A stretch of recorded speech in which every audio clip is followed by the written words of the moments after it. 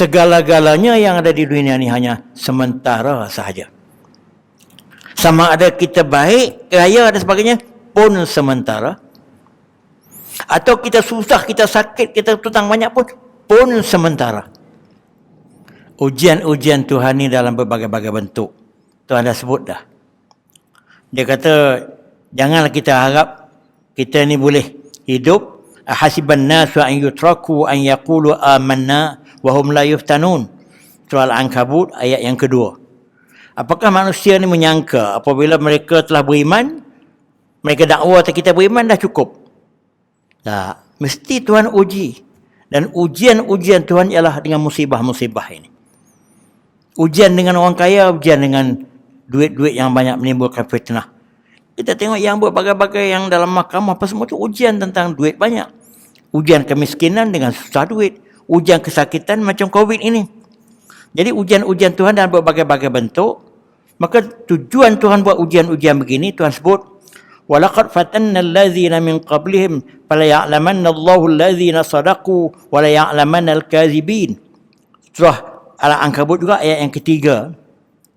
Apabila kami telah menguji manusia-manusia sebelum kamu, maka Allah tahulah siapa di kalangan kamu yang benar-benar beriman dan siapa di kalangan kamu yang hanya pembohong. Ujian-ujian ini mengesahkan siapa yang kuat iman dan siapa sebenarnya tidak. Dia kekuatan iman ni bukan sekadar uji kita semayang rajin, kita buat kebaikan, tetapi uji dengan benda-benda yang kita susah. Kita katakan macam orang yang kuat iman. Dia uji dengan perempuan cantik, tengok, letak dalam satu bilik mereka berdua aja. Atau diuji dengan duit-duit yang ilegal, kita kata rasuah, sampai juta-juta dengan macam mana. Itu ujian. Jadi itu membuktikan kekuatan iman. Kalau setakat dia mengaku beriman, semua orang boleh mengaku beriman. Tapi bukti kekuatan iman ialah dengan ujian-ujian macam ini. Jadi ujian-ujian ini Tuhan sebut antaranya dalam surah Al-Baqarah ayat 155. Saya baca terus di segi makna dia. Kami uji kepada kamu sikit sebanyak ketakutan. Ketakutan daripada berbagai-bagai. Termasuklah penyakit ini. Kelaparan bagi negeri yang kemarau. Kerugian harta benda. Seperti kita ada saham, menyebabkan saham merudum jatuh. Atau orang kebakaran rumah tangga dan sebagainya. Ataupun kehilangan nyawa, kematian yang berlaku baru ni. Sampai satu hari 400-500 orang. Begitu juga hasil-hasil tanaman. Kalau orang-orang dulu hasil-hasil tanaman Tuhan sebut. Kalau orang sekarang ni sahamnya merudum. Atau dia telah terlibat dengan skandal penipuan dan sebagainya. Banyak. Orang kita juga waktu skim cepat kaya yang dibuat dalam 10-15 tahun dulu, orang kita yang paling mangsa, paling banyak sekali. Sampai buat keluar duit dalam simpanan semua keluar habis, yang jadi mangsa orang kita juga. Jadi sepatutnya, benda-benda begitu telah memberi pengajaran kepada kita untuk kita berwaspada. Itu satu perkara lagi. Dengan sebab itu tuan-tuan sekalian, apabila kita menganggap segala musibah itu semua, begini Tuhan sebutkan dalam satu ayat. Ini surah Al-Hadid ayat 20. I'lamu annamal hayatud dunya la'ibun wa lahwun wa zinatun wa tafakhurun bainakum. Ketahuilah wahai manusia, sesungguhnya kehidupan di dunia ini tidak lebih mainan, gurauan, seronok, suka, hiasan yang berbagai-bagai keindahan yang kita tengok, keseronokan, saling berbangga di kalangan kamu, wa takasurun fil amwal, berebut-rebut untuk mendapat harta yang banyak. Itu yang telah berlaku di kita dalam beberapa tahun. Semua kita tahu. Dan juga berlomba-lomba untuk mendapat kroni, anak banyak dan sebagainya. Sama kamasali ghaisin a'jabal kuffara nabatuhu. Sama seperti hujan yang turun dengan banyaknya di musim tanaman. Kalau zaman dulu Tuhan sebut untuk tanaman. Maka orang-orang yang menanam tanaman tadi, dia kata hasil kita tahun ni baguslah. Sebab hujan turun banyak, baja pelok, pokok naik dengan cemerlang. Saya sebagai anak petani di Kedah, waktu musim hujan turun dengan elok, padi naik benih dengan cukup elok. Gemuk pokok padi tu. Oh, tahun ni pak tani akan dapat hasil padi dengan baik. Tiba-tiba apabila dia mula bunting saja padi itu, datang ni berbagai penyakit-penyakit padi ni. Habis jadi padang jarak pada kukuh. Sampai ada pak tani itu macam hilang akal pada. Itu zaman tu sebab harta bendanya diukur di segi itu. Kalau sekarang ni harta benda betul segi saham, segi dia terlibat dalam apa-apa yang merugikan. Itu kalau sekarang ni. Jadi tiba-tiba dia kata tanaman itu menjadi kering kuntang, hilang terus, seolah-olah benda itu tak ada apa sebelum ini. Itulah kalau kita terlalu obses dengan keduniaan, kita akan jadi begitu. Dengan sebab itu Tuhan kata, wa fil akhirati azabun syadid. Di segi azab akhirat, azab yang paling pedih menunggu kita kalau kita lalai dunia sampai pangkat yang macam itu. Wa maghfiratun minallahi wa ridwan, dan juga kita boleh mendapat pengampunan daripada Allah dan keridhaannya kalau kita kena pandai menguruskan harta tadi.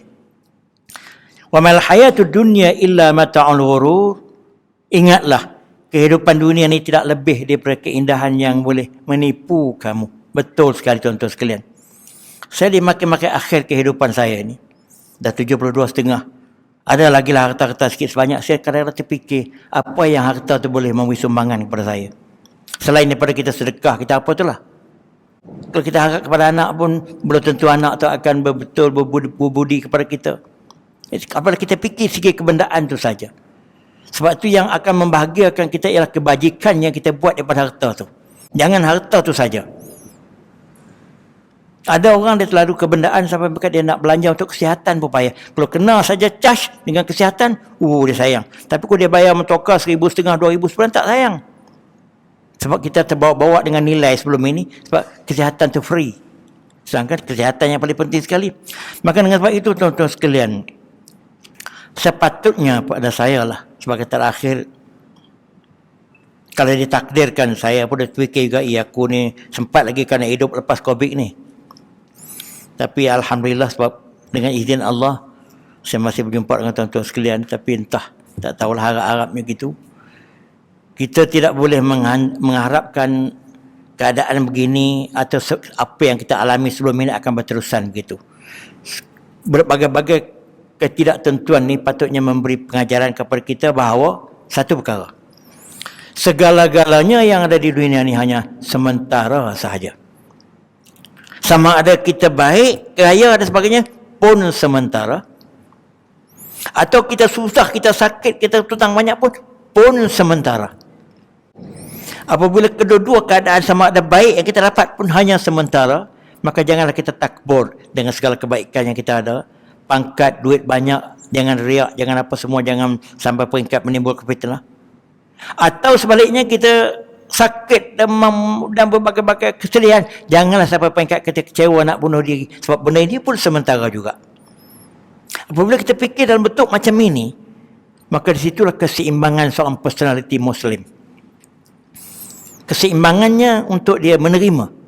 Sebab itu satu ketika dulu orang kata yang paling kurang membunuh diri ni ialah orang Islam. Tapi dalam kes terbaru ini, statistiknya orang Islam yang paling banyak di Malaysia. Apa sebab? Mungkin kualiti orang Islam sekarang tak sama dengan kualiti orang Islam dulu. Kalau tuan-tuan tengok, sahabat-sahabat Nabi yang pergi berjuang, sampai peringkat jumlahnya 2 kali ganda musuh. Mereka pergi juang tu seolah macam pergi bunuh diri. Ya tak? Tapi daripada 13 ke 12 peperangan yang Nabi alami, 11 daripadanya Nabi menang dengan cemerlang. Jadi jumlah tidak menjadi penentuan. Begitu juga orang katakan duit banyak, harta banyak, dia bahagia. Betapa banyak tokoh-tokoh dunia yang besar-besar, artis-artis, para selebriti bunuh diri apabila berada di puncak jaya. Yalah. Jadi kesemua itu memberi ajaran bahawa segala-galanya yang ada di dunia ni hanya sementara. Tapi bukan kita menolak kebendaan. Kebendaan kita tak tolak, kita nak sebanyak yang mungkin, tapi sejauh mana kebendaan tadi halal dan kebendaan tadi menjadi bukan matlamat, tapi kebendaan menjadi alat untuk kita mendapat kebajikan dan sebagainya. Tapi bila kebendaan tu mula menjadi matlamat, orang tu akan menjadi hamba kepada kebendaan. Tapi kalau kebendaan tadi hanya menjadi alat untuk dia bahagia, maka ada limit kebendaan tadi. Jadi begitulah pada saya ajaran-ajaran yang saya dapati ataupun iktibat yang saya boleh dapati daripada peristiwa ini dalam bentuk yang holistik, dalam bentuk yang global, tentang apa iktibat yang kita boleh ambil daripada peristiwa ini bagi kita yang semua mengalami benda ini. Dan saya ucapkan takziahlah kepada mereka-mereka yang kehilangan keluarga. Kita rasa terlalu sedih 6 beradik ke 8 beradik yang kehilangan mak bapak dalam masa 2 hari, ya tak? Allahu Akbar. Itu satu daripada beberapa juta, beberapa ratus orang lagi yang lain macam tu. Itu contoh yang agak terlalu teruk, tapi begitulah jadinya. Sehingga bila kita dengar ucapan kakak yang sulung tu kata, saya tak boleh tunjuklah kesedihan sangat sebab adik-adik saya tumbang pada saya. Budak tu baru sekitar berapa belas tahunnya, ya tak? Oh, dah budak tu boleh bercakap dengan baik, dia tenang. Walaupun mak bapaknya mau meninggal kemarin 2 orang. Terus saya juga tunjuk sedih kata bagaimana adik-adik nak bergantung pada saya. Dia boleh bercakap macam itu. Tapi ada orang yang tua bangka pun tak boleh bercakap macam itu. Tak mampu nak menghadapi benda ini. Saya pernah tengok banyak orang yang dah 5-60 apabila berlaku kematian meraung macam budak-budak. Tapi budak yang sekitar 4-15 tahun saja boleh Tuhan tunjuk kepada dia macam itu. Itu kita dengar rakaman bukan? Dalam video ya tak? Cuba kita tengok. Dengan sebab itu tuan-tuan sekalian, patutnya benda-benda gini menyadarkan kita. Sebab finality kita, ending kita bukan di sini. Jadi kita hanya berlakon sementara, tapi finality dan ending kita ialah di sana.